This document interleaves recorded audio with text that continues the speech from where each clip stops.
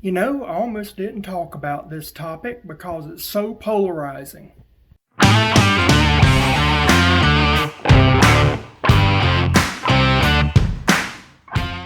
Welcome back to my channel. Today we're going to be talking about a polarizing topic, magnetoculture. No, not magnetoculture, but magnetoculture as in the use of magnets to sprout and grow seeds and plants. So, it's a little bit in the woo-woo section of things. It's one of these planning experiments. I believe that gardeners have a duty to experiment when times are not bad, because when times are bad and you're trying to figure out things and trying to come up with solutions, well, that's not time to be experimenting. I have heard great things about magnetoculture, so we're going to give it a shot.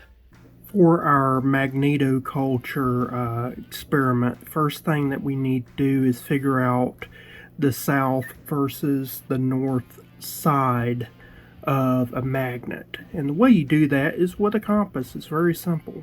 Okay, this is just a simple Boy Scout lens static camera, Chinese knockoff version.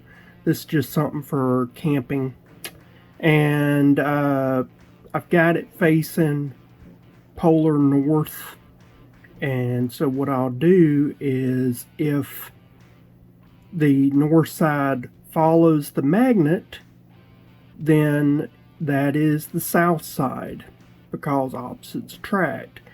If it repels, then it is, the same thing, and it's the north side, because, same repels same. And I know in the past I've kind of dogged Harbor Freight for being some pretty inferior quality stuff, but these magnets are not actually half that bad, and they're fairly inexpensive. So on these, good on Harbor Freight. Definitely something that I like. So I'm using the craft magnets for this one, and then I've got a different type that we'll be using for another. Alrighty, so on this one, I just barely touched it, and this thing, I ain't even, 4 inches away, and this magnet is going nuts. So let's see what's happening here. Oh, this is definitely north side, look. You can see how it's going nuts. Now watch this. Or, sorry, I had south side, called north side was so this is repelling. Alright, so this is north side, south side. Alright, so that's kind of neat to know. Now we'll just mark this. Now, for the first experiment, we're going to be, the way this is supposed to work, you're supposed to take the seed and expose them at least overnight to south polarity magnetism, and that is supposed to cause the seed to germinate. What I'm going to do is I'm going to expose these for a week. So today is Memorial Day 2023, and so I will expose these for a week. I'll divide half out. This is radish seed French breakfast. It's one of my favorites. Everybody says that they expose them for a day. They say that the ones that are exposed to the south side tend to germinate faster, but when it comes harvest time, you really can't distinguish the exposed versus the unexposed. That's the expected results. It's just supposed to germinate faster and do better on the upfront, and then continue with health and vigor compared to the non-exposed magnetically treated seeds. So what we're going to do is I'm going to break these into half. I'm going to separate these out. This right here is American Seed Company's brand. I find that these, even though they're the cheapest that you can get, they have the best germination rate, and radishes by far are the easiest to germinate of any of the garden seeds. If you can't grow radishes, you might as well just give up. So with these, we should have a good performance here. And so we're going to treat these for a week, exposing them to a south-facing polarity. So we'll try that in just a second. I'll show you how to do that. First off, we got to count the seed. This is all the seeds out of the packet. So this right here is 68 seeds each. Alright, so this is A, this is B, A goes back into the packet. Alright, so this is folded up packet. This is a handmade little paper envelope deal. So this will now be rubber banded to the magnet. I'll show you that. Showing you here, south side. I did write that's radish magnetically treated. Now let me rubber band. Now you can see where I wrote north on there. So that is south side. There we go. So this will go in one area of the house away from this one right here, so that there'll be no interference magnetically, and we will see how this part of the magnetoculture experiment works in a week. For the next experiment, I went ahead and did this already ahead of time and marked these as north. So the opposite side without the N is but you can tell these are strong magnets. So you can tell opposite side, the south side grabbed this. But this is ceramic magnets. And the reason why I'm doing ceramic magnets here is because we're going to be putting this in the ground, and I do not want the magnets to start corroding away. And these will resist corrosion more than anything else. Again, these are Harbor Freight, same price.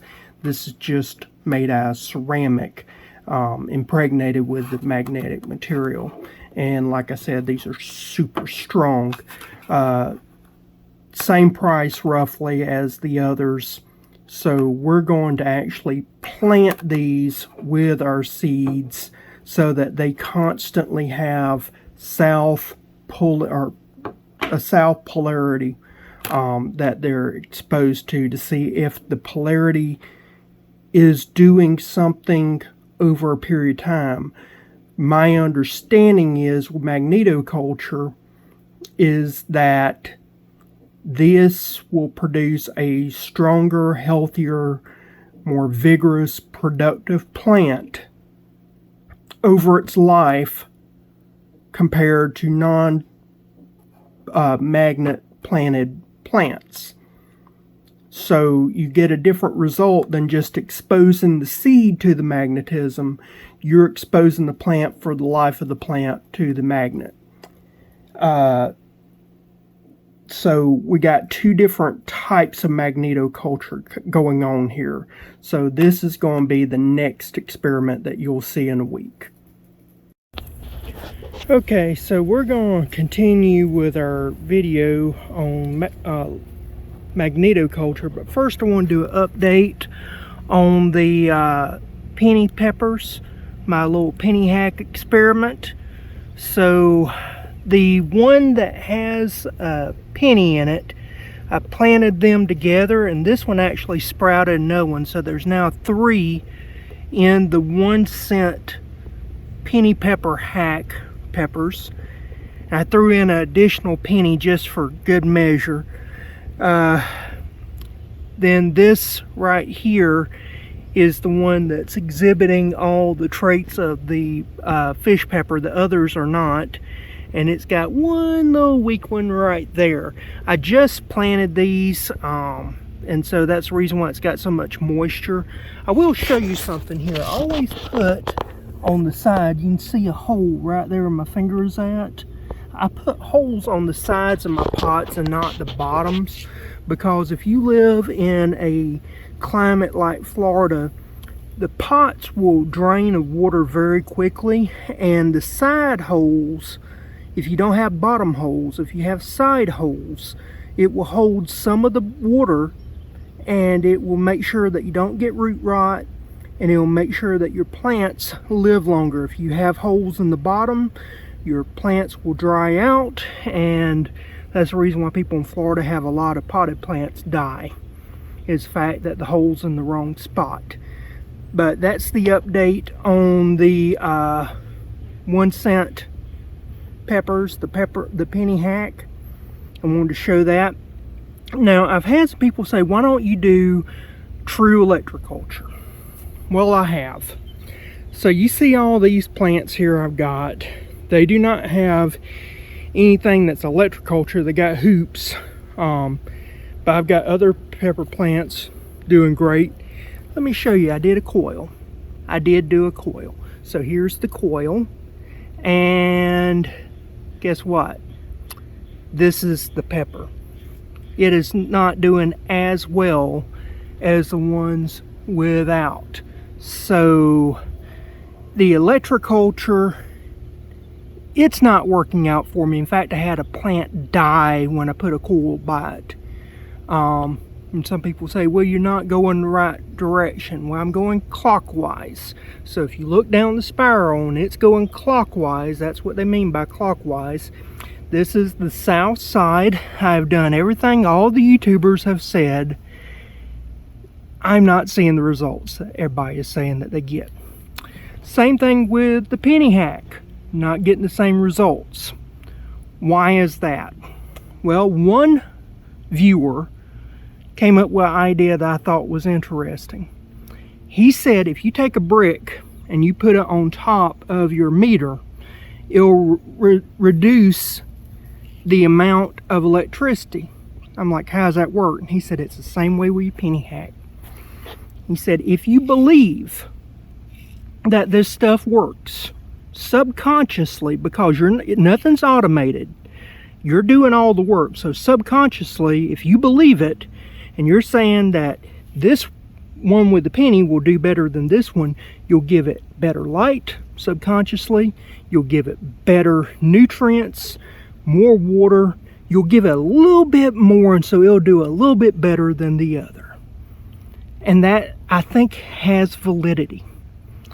That even though a lot of these people may be trying to genuinely show a scientific comparison, they believe, they have a bias, they say this works better than this, and so therefore that plant does better than that one. Now in this one, I didn't know, and I really didn't care, so I'm getting mixed results.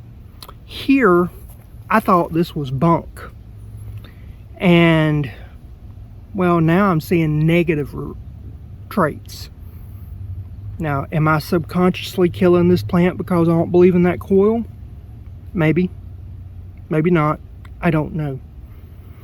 But I do know that I don't believe in this, and so I'm getting results showing that it doesn't work. That's something to think about.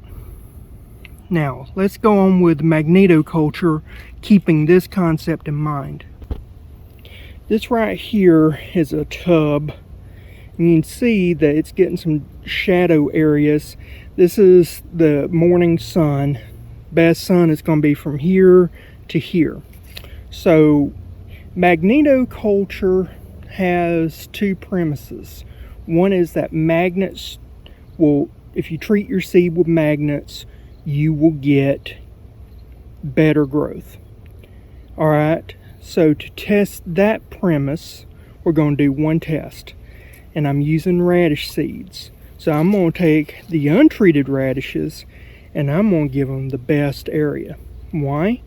Because if the other ones have magnets, then if they have to overcome more adversity and they're growing better, then that shows me something. Because I can't be totally fair in this, because there's going to be movement of the sun. I can't control that. I can't control all the elements of light. So I'm going to deliberately give this the best only because I'm trying to be cognizant of my biases, and I'm trying to give every opportunity for the magnetically treated seeds to do better. Again, these are just the cheapo seed, but I think these actually do better than the better name brand seeds. So I'm just going to broadcast these, and so it's just on this side here. So I'm actually going to make sure I've got a line there. See that dark line? All right. Now next one. Now I'm not gonna lie, actually I wasn't feeling the best in the world yesterday. I've been sick for about 2 months. There's some type of breathing ailment issue I can't get over. And I go to a doctor and I come back and they give me steroids and I get to feeling normal, and then about a week or two later I'm feeling like garbage. So this one has actually went for 8 days, but same seed, and this is the north side, so I've got it facing the south side, and they've been facing the south side, this magnet, now for 8 days. And the experts say you only need a day, so I gave them 8 days to do whatever the magnetism's going to do. Now here we go, just spreading them along. All right, that's good. Now we'll take and we'll just kind of do this number. This is all I'm going to do. I'll water them. It's already got fertilizer in it, but that's that. So I should have some this way. This is this right here. Looking at this onion bed and some celery that's gone nuts. All right, so this right here, not treated. This here treated.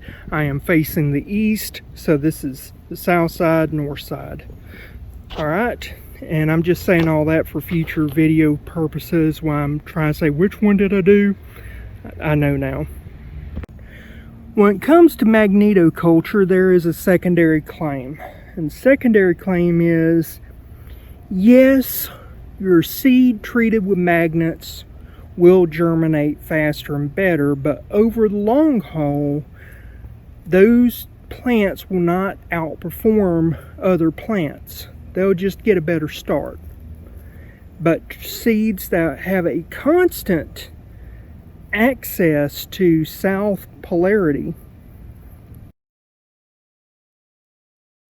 Alright, I'm going to try to do this again. My phone overheated. Welcome to Florida, isn't it wonderful? Alright, so I've got yellow bell pepper, so they're going to be YB, and then I got red bell pepper under the bottom. This is magnetized, and then under the bottom here I have no magnet. And I've done the same thing with the red bell. So magnetized, we'll get one of these magnets. Now I've already pre-labeled it with an N. So I'm going to separate these magnets together because they have fused together. I can't open them up with one hand. They're that strong. So I'm going to put not the N, but the no N up because that's south side. Okay, there we go. Magnets and the one with magnet. No magnet has no magnet. Okay, now I've put a handful of dirt in each cup to get the lines up to the same level. So I'm trying to think of every possible reason why this would not work. Okay, we got 5 seed in each one. Alright, now we're going to cover it up with a handful of pot mix. Now again, I put holes in the sides here, so they all got 3 holes in each side. Now we'll water these, and that's it. So tell me, on the radish experiment, what do you think? Will you see a difference? On the ones with the magnets in them, what do you think will happen?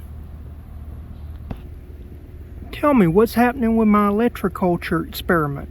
Why is it failing? Is it truly bunk? Or is it doing something worse, and that there's another thing I need to be worried about? Better yet, why am I seeing so little difference in my penny hack experiment?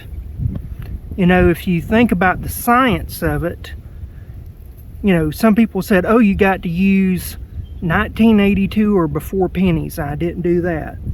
And they said that, you know, you got so much zinc, but that's on the inside. That's the core. The outside does have copper. And the amount of copper is more than what you would find in fertilizers. Even when you consider that organic fertilizers, and I'm going to treat it as organic fertilizer, put metal into the soil, you only get about an 8% absorption by the plant. So even then, you're getting way more copper than you would a normal fertilizer that's a synthetic, basically a salt that the plant can use. So tell me what's happening. Alright, so here's the radish seed. It's been about 2 weeks since I planted them. What I did is right down the center I didn't plant anything, because the sun comes up in the morning and we don't get a lot of sun around this area until the end of the day. I'm filming about 5 o'clock in the evening, so this actually gets the worst sunlight and this gets the best sunlight. So I put the magnetically treated seeds there, the non-magnetically treated seeds here, only because this was supposed to be so much better. I figure if it's better, I'm going to give it the harshest conditions, since I couldn't be totally equal in this treatment. So this is magnetically treated. This is non-magnetically treated. We did have a bunch of storms come through. Before that, we was having some droughts, so they have been treated equally there. I have not watered them any differently. I have not fertilized them any differently. They're not doing spectacular by any means, but I think the magnetically treated seeds are doing just a skosh better compared to these, but not that much. There's not a big enough difference that if you told me, oh, pick out which one was treated with magnet, I could tell you that. But I did want to show you something else. There's my other dog, Dee Dee. This is my little girl. But she's not the reason why I'm wanting to show you. And there's Rebel. Some of y'all would ask to see him. But what I did want to show you was the penny hack. So remember we did the penny hack thing at the end of the video. And so this 2 weeks later. Look at this, guys. Explain this to me. This is the one with the pennies. This is without. This is variegated. This is not. I have never seen a single thing to stop a variegated plant from not being variegated. I don't understand it. This is variegated. This is not. They're the same plant. I'm convinced those are the same plants. It just took a little while for whatever reason to show the variegation. This right here is not showing any signs of variegation whatsoever. Why is it that the penny planted peppers are not showing the variegated trait? If somebody could tell me that, I would appreciate it.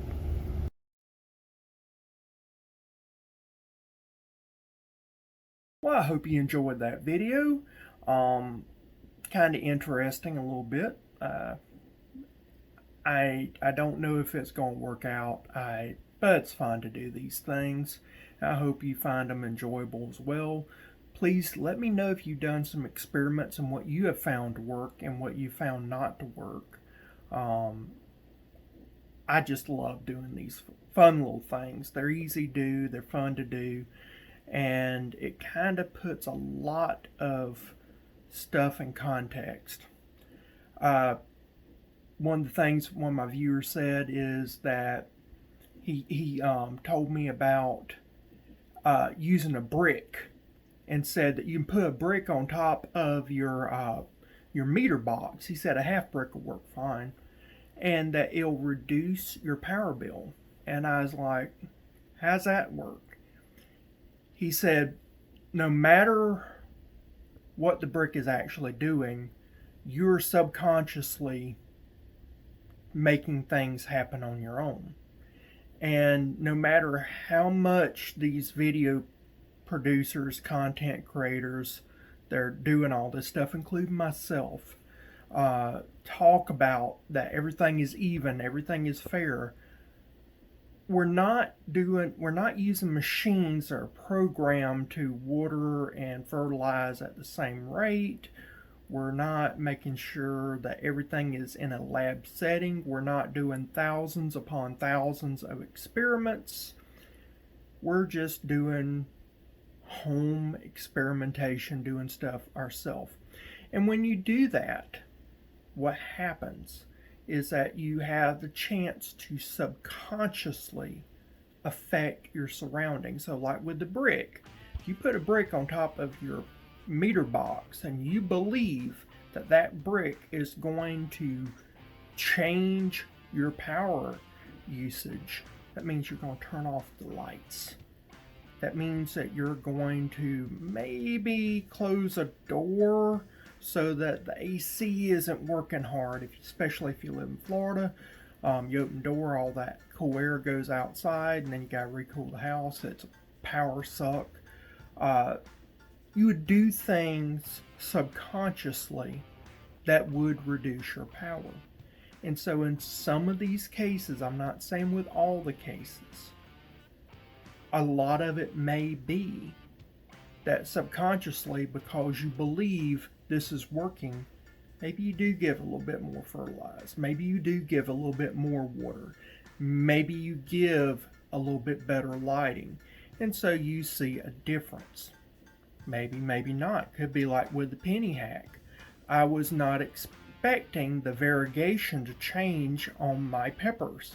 The peppers look the same. So what happened? That is why I do these experiments.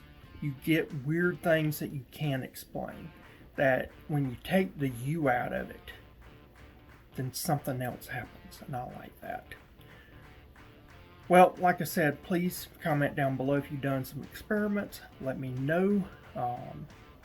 Please give this a thumbs up if you like the video. Subscribe if you hadn't already, because, I mean, good grief, you're watching to the end, why not? And I'll see you again next time. Bye.